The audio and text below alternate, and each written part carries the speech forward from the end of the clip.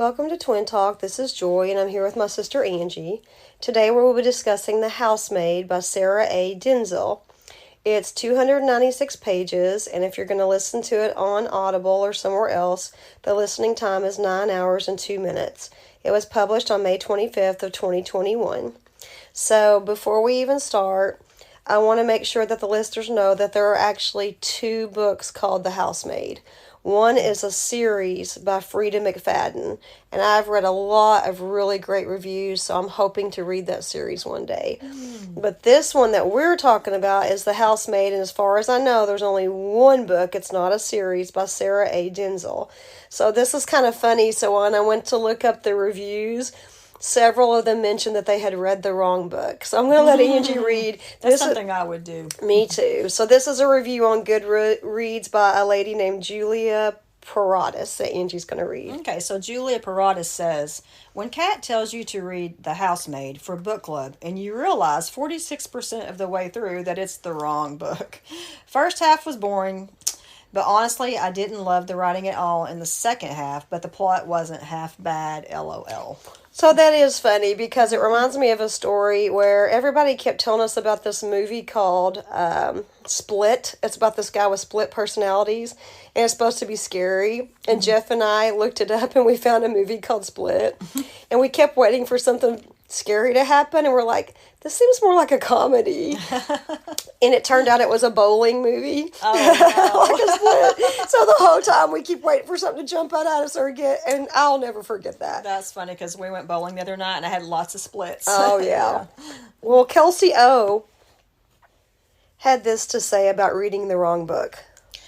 OMG. I read this whole book thinking it was the one by Frida McFadden, and it was only after I went to rate it on Goodreads that I realized I'd read the wrong blankety-blank book. For several days, I thought everyone had gone insane because this book was not worthy of the praise I'd heard. It's me. Hi. I'm the problem. It's me. That is hilarious. That is funny. And see, I didn't even get that reference because I'm getting so old. Isn't that a Taylor Swift song? Oh, I don't know. I'm too old to know. See, Taylor Swift I'm not references. we're not Swifties, but I'm pretty sure there's a song where she says, "It's me, hi, I'm the problem, it's me." Oh. So anyway, I just want to get that out of the way because I didn't want that to happen to any of our listeners and them spend all their time reading and going, this doesn't even make sense. This doesn't even sound like the book they were talking about. So there were several bad reviews that I've read on it, but there were also many good reviews. So overall, I had a this is on Goodreads. It had an overall rating of 3.6, out of 5, and that was out of 21,550 ratings. So I thought 3.6 out of 5 is not bad. No, I'm just amazed that 21,550 people rated it. Oh, yeah, really. That's crazy. All right, Angie, if you'll go ahead and read the summary of the book. Okay, The Housemaid is a psychological thriller. A young woman takes on a mysterious job as a housemaid at a luxurious estate called Highwood Hall. She hopes to uncover secrets about her mother, who disappeared years ago. However, the job soon turns into a terrifying experience as she receives threats and uncovers dark secrets within the grand walls. Well, I'm just gonna ask Angie, what are your general thoughts on the book? Did you like it, not like it? What were your pros and cons? Okay, so overall, it's kind of tricky because in the beginning I really liked the book, and it seemed like as the book went on, I just started getting disinterested in it. I just felt like it wasn't holding my attention. And honestly, if it wasn't for the setting and kind of like the subject matter, I really think I would have just quit reading the book. So that's my general thoughts, is that I guess what I'm trying to say is I just kept thinking throughout the book, this isn't one of those books that is just holding my attention. It's just not going to be one of my better books I've read. All right. Well, my general thoughts are, first of all, I listened to it twice, and I'm a sucker for a good English accent.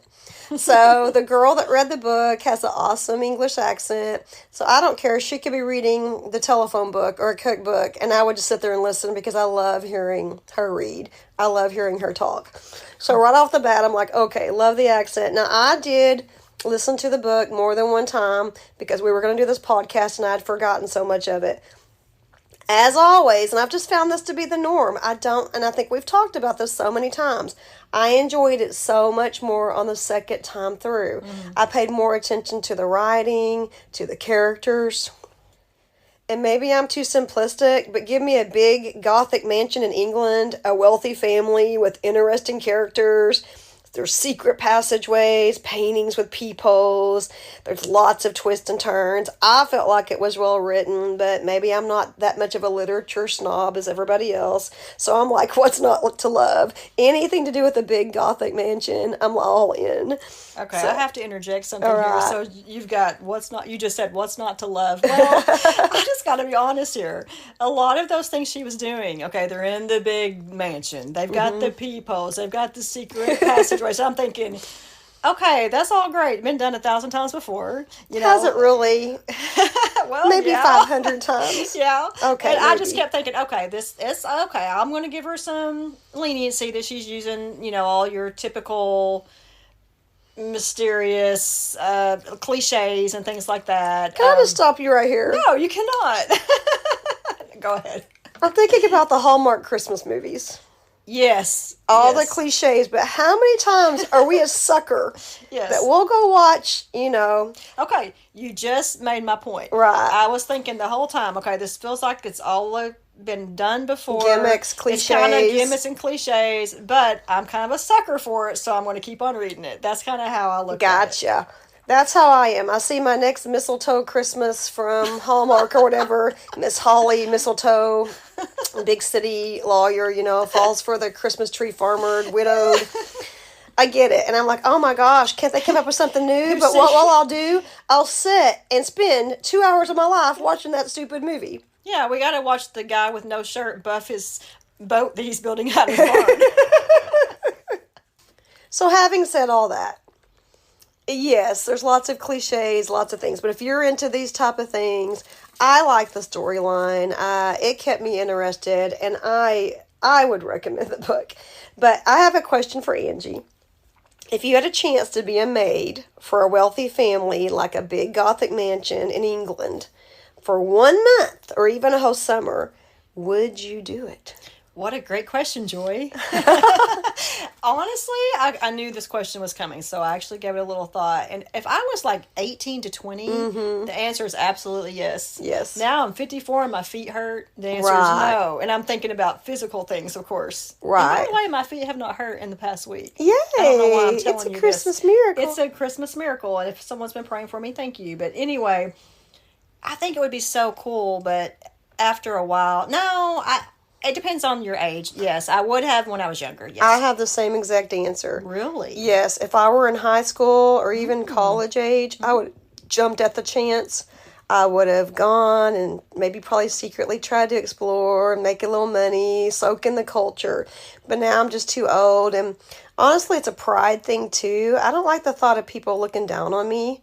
Like, I feel like as a maid for an upper crust family that maybe you'd be looked down upon a little bit. Oh, like absolutely. beneath them. It's a class system, and you're in the lower rung, so yeah. Yeah, and I don't like that feeling of being looked down upon. Nobody does. So, anyway, overall, I enjoyed the book. But yes, be prepared for, some cliches and things like that. So have we actually mentioned like the genre? Like this is kind of a mystery. It's supposed to be a psychological thriller. So it was Okay. in the summary. I would say psychological thriller. Oh, it was in the summary that I read. Okay, yes. thank you. No worries. So, do you have any final thoughts? How many housemaids would you give Yeah, this I just book? want to talk just like another minute or so. I just feel like we haven't really given our listeners really a feel for the book as much. I just want to say that yes, the setting is awesome. They're in a mansion. She's the maid, and then there's a woman in it who's very, very stuffy and does not like her, or she thinks she doesn't like her in the beginning.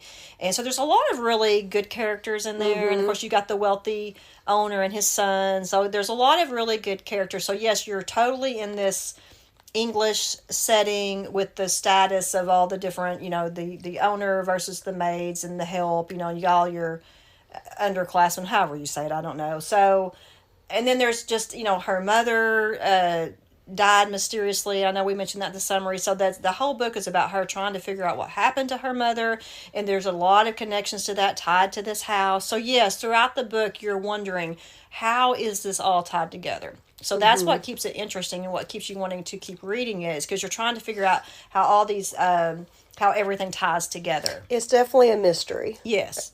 So that's all I had to say. But how many housemaids do you give this book? well, unfortunately, Joy, I'm only going to give it 2.5 housemaids. Oh, man. And now I got to be transparent here with our listeners. It has been quite a while since I read the book. Okay, so it's not as fresh on my mind as it is yours, and you've also read it twice. Yes. Okay, so it's more fresh on my mind. Exactly, and so I am remembering this kind of from a distance, or I might have given it more, but I just remember when I got through reading it, I remember thinking, yeah, this isn't a book I'll probably read again. So, yeah, I'll just go ahead and repeat myself real quickly, but the second time was much more enjoyable. Probably after the first one, I would have given it 2 or 2.5, but after that second reading, I'm going to give it 3 housemaids. Okay.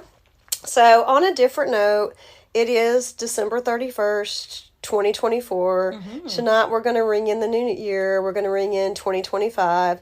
And I just want to thank all of our listeners who have taken time, which to me is the most precious thing we have, is our time.